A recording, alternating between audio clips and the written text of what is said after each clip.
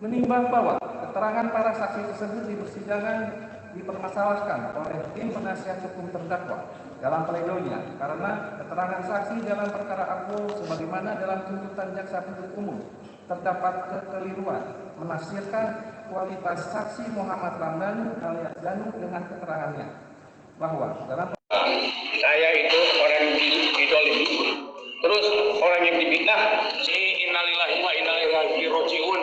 Ya, ruangan ini saya garis bawahi, sengkon karta terjadi lagi di sini. Orang yang tidak bersalah sejak awal, ya kan? Bahkan yang lucunya, saksi-saksi yang meringankan kita diabaikan. Ya, saksi Reja Indragiri, saksi ahli yang jelas, dosen di hakim ini diabaikan. Salam keadilan, salam sehat, salam kehidupan. Tentunya sahabat-sahabat AK, tolong disimak sampai habis biar tidak gagal paham, karena nanti dia nggak nyambung gitu. Jadi AK di sini bukan berharap misalnya banyak penonton dan sebagainya, bukan itu. Tapi konteks yang AK ingin sampaikan, ya insya Allah kita sama-sama memahaminya seperti itu. Jadi sekarang kita bukan lagi berbicara pihak Yosef dan pihak Danu karena sudah selesai kan.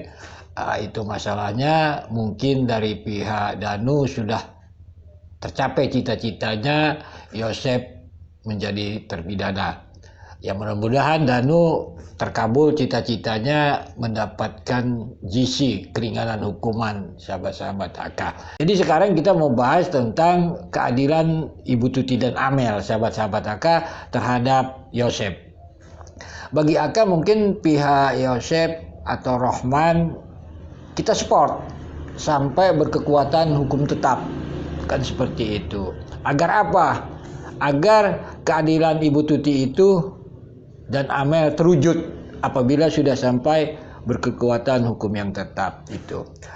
Ini akan mau sedikit tentang Pak Roman ini kan. Dia mengatakan saksi Adecat dikesampingkan lah. Nanti dengarkan pertimbangan hakim di saat membacakan pleido Pak Roman ini di sana. Biar paham sahabat-sahabat AK sambungannya gitu kan. Jadi ada di ranah pertimbangan hakim tersebut. Di sini intinya bagi AK, kalau AK menganalisa sebenarnya apa yang kata Pak Roman itu, Danu itu hanya dia sendiri, ada benarnya sahabat-sahabat AK. Pakai versi mana? Karena di sini ada dua versi. Kan seperti itu. Jam 21 sampai jam 05 ini yang diambil hakim pertimbangannya, sahabat-sahabat AK, bersama Danu dengan Yosef.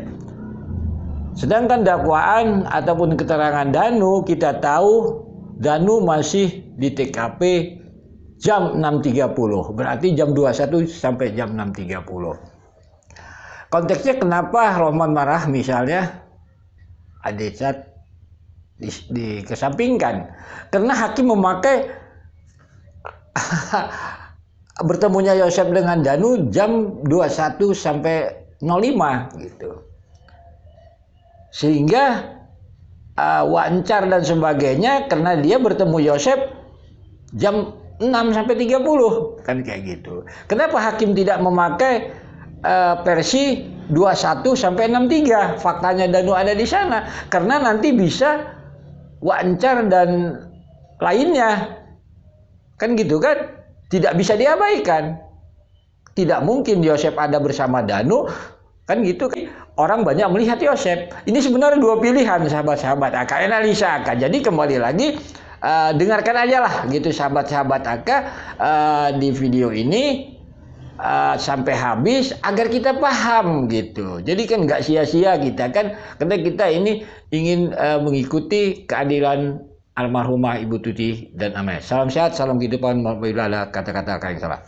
Majelis Hakim berpendapat bahwa telah dijelaskan dan dipertimbangkan di atas, yaitu berdasarkan fakta hukum di persidangan pada hari Selasa tanggal 17 Agustus 2021 waktu antara sekira pukul 21.00 WIB malam sampai dengan hari Rabu tanggal 18 Agustus 2021 pukul sekira 05.00 WIB di hari atau sejak terdakwa bertemu saksi Muhammad Ramdhanu alias Danu bin Surono. Jika dihubungkan dengan keterangan saksi-saksi ahli saksi yang dihadirkan oleh penasihat hukum terdakwa, semua menyatakan bertemu dengan terdakwa pada pagi hari. Oleh karena itu terhadap keterangan para saksi ahli saksi dikesampingkan. Menimbang bahwa khusus terhadap keterangan saksi fakta, yaitu bahwa keterangan saksi Deden Jainuddin di pos saksi almarhum pulang dari Nojek di daerah Sagalaheran menyatakan kedua korban pada hari Selasa tanggal 17 Agustus 2021 sekira jam 19.30 WIB, saksi bertemu dengan terdakwa Yosef Hidayat di rumah TKP Kampung Siseti RT 18 RW 3 Desa Jalan Cagar, Kecamatan Jalan Cagar, Kabupaten Subang. Dan saksi melihat korban Tuti Suhartini dan Amelia Mustika Ratu nongkrong duduk di bagian teras rumah. Dan saksi Angger Pratama Widodo di persidangan menerangkan bahwa saksi menerangkan sebelum saksi menyerahkan hard disk rekaman CCTV milik saksi kepada saksi Irlan pada tanggal 30 Agustus 2021, saksi pernah menonton terlebih dahulu isi rekaman CCTV yang merekam aktivitas tanggal 18 Agustus 2021 dan pada saat itu saksi menonton rekaman tersebut di TV yang tersimpan di kamar saksi pada tanggal 19 Agustus 2021 dan untuk rekaman yang saksi lihat itu periode sekira jam 05.30 WIB pagi hari sampai dengan sekitaran jam 7.00 WIB.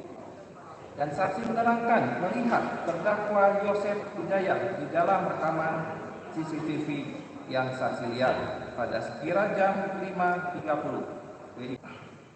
Bahwa saksi Cici Mintasi melihat dari rekaman CCTV pada hari Rabu tanggal 18 Agustus 2021 sekira jam 5.30 saksi melihat terdakwa Yosef Hidayat yang ada di dalam rekaman CCTV yang saksi lihat pada sekira jam 5.30 bersama keterangan saksi Novianti binti Atang Kosasi.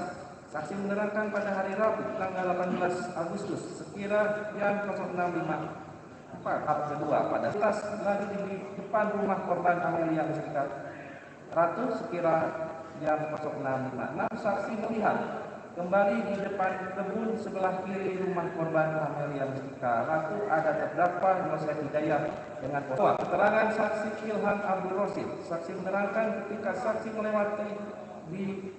melewati depan rumah Jalan Siseti sekitar pukul 06.12 saksi Wegis alias Bintang menerangkan setelah mengantarkan nasi kotak ke peternakan sapi, saksi bersama saksi Reis tidak langsung pulang kembali dan sampai di rumah pada sekitar pukul 06.40 WIB. Namun pada saat pulang melewati depan rumah korban Tuti Suhartini dan Amelia Mustika Ratu sekitar jam 06.30 saksi melihat laki-laki menggunakan kaos putih berkerah putih dan menggunakan topi berwarna merah adalah terdakwa Yosef Hidayat.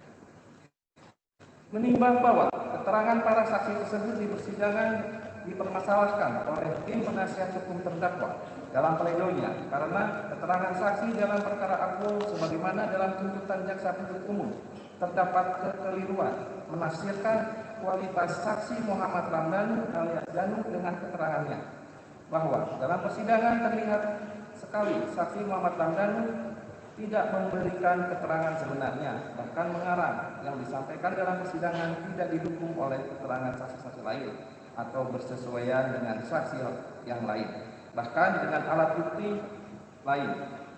Beberapa kejanggalan keterangan saksi Ramdhanu alias Danu sehingga keterangannya berdiri sendiri adalah sebagai berikut. Satu, bahwa hanya dirinya sendiri yang menurut pengakuannya melihat peristiwa pembunuhan terhadap korban Nyonya Tuti Suhartini alias Nyonya Tuti Suhartini dan Amelia Mustika Ratu. Dua, bahwa keterangan saksi Muhammad Ramdhanu alias Danu bertentangan dengan seluruh keterangan saksi-saksi Adecap dan seluruh yang dibantah oleh terdakwa Yosef Hidayat bin Undi dan saksi Nini Mintasi, saksi Abi Aulia dan saksi Ari Gilbersa Pratama. 3. Bahwa keterangan saksi Muhammad Ramdan alias Danu tidak berkesesuaian dengan petunjuk-petunjuk yang dihadirkan jaksa penuntut umum dalam persidangan, bahkan karena keterangan sulit dipastikan kesesuaiannya dengan bukti visum korban Nyonya Putri ini dan Amelia Mustika Ratu, sehingga jelas sekali keterangan saksi tersebut tidak relevan.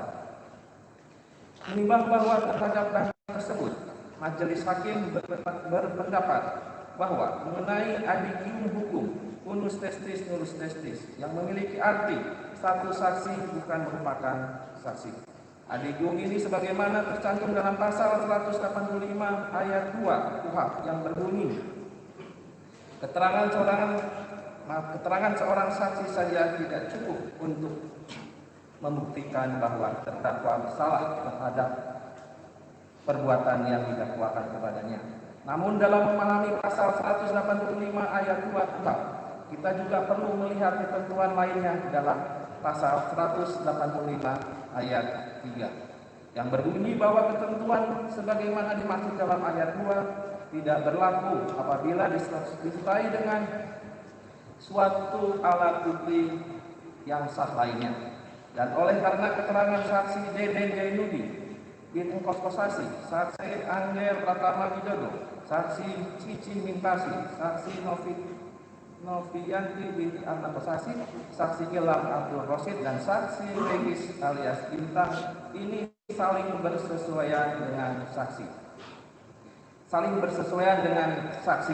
saksi Muhammad Ramdan alias Danu yang menerangkan mengenai keberadaan korban dan terdakwa pada hari Rabu tanggal 18 Agustus 2021 sejak berada di rumah TKP Kampung Sisirti RT 18 RW 3 Desa Jalan Cagak, Kecamatan Jalan Cagak, Kabupaten Subang. Maka menurut majelis hakim, keterangan para saksi fakta tersebut selain dapat dijadikan sebagai alat bukti, keterangan saksi juga dipakai sebagai alat bukti petunjuk sesuai dengan pasal 188 ayat 1 KUHP, sehingga sesuai kewenangan majelis hakim pada pasal 188 ayat 3 KUHP, maka penilaian atas kekuatan pembuktian petunjuk ini akan dilakukan oleh majelis hakim secara arif dan bijaksana setelah mengadakan pemeriksaan dengan penuh kecermatan secara komprehensif berdasarkan hati nurani yang diperoleh dari keterangan saksi, surat dan keterangan terdakwa fit pasal 188 ayat 2 KUHP, bahkan sesuai pasal 185 ayat 6 huruf B KUHP dalam menilai kebenaran keterangan seorang saksi atau terdakwa sesuai kewenangan yang dimiliki oleh hakim harus dengan sungguh-sungguh memperhatikan cara hidup saksi maupun terdakwa serta segala sesuatu yang pada umumnya dapat mempengaruhi dapat tidaknya keterangan itu dipercaya.